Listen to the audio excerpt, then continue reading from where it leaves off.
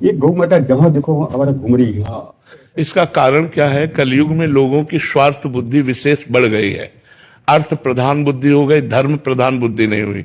धर्म का ह्रास होने के कारण जो हमारा धर्म का मूर्तिमान स्वरूप गौ है, उसका तिरस्कार हो रहा है। आप संत बड़े बड़े महापुरुषों ने बड़ी बड़ी गौशालाएं खोल करके आदर पूर्वक गौओं की सेवा कर रहे हैं। आज वासना, धन की वासना, भोगों की बढ़ गई, धर्म की हट गई, इसलिए अब घरों में भैंस रखते हैं क्योंकि महंगा दूध जाता है। और गाय कम दूध देती है, पर वो धर्म की स्थापना करती है, वो घर का मंगल करती है, घर के विघ्नों का नाश करती है, ये उनको पता नहीं है।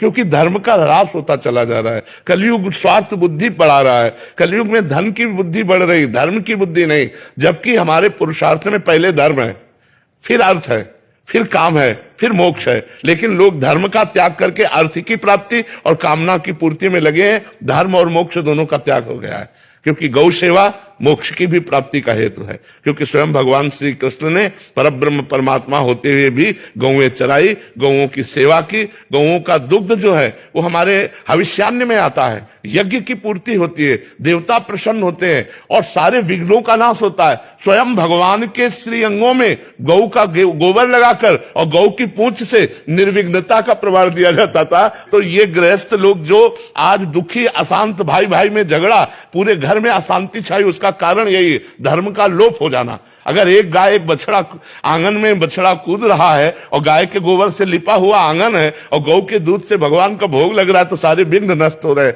लोग जान नहीं पा रहे हैं, लोगों की स्वार्थ बुद्धि हो रही महाराज, इसलिए हमारी गौओं की दुर्दशा हो रही है।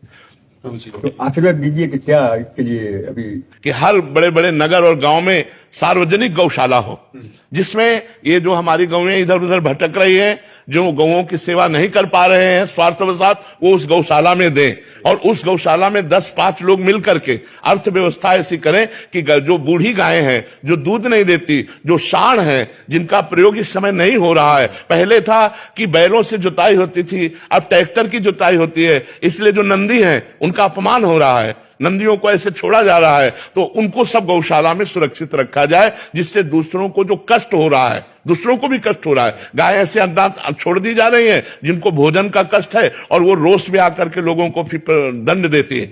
अगर छोटी छोटी गौशालाएं हर नगर में हो तो हमारी गौएं सुरक्षित हो जाए, हमारी गौओं की सेवा हो जाए, तो हमारा राष्ट्र सुरक्षित हो जाए, राष्ट्र में विघ्न आना बंद हो जाए यदि गौएं सुरक्षित हो जाए। जहां गौएं कटती हैं, जहां गौओं का निरादर होता है, वो राष्ट्र दुख से युक्त होता है। कभी अतिवृष्टि, कभी अनावृष्टि, नाना प्रकार की प्राकृतिक आपदाएं उस राष्ट्र को दुख देती रहती है। ऐसा चाहे जहां भी हो। तो जहां गौ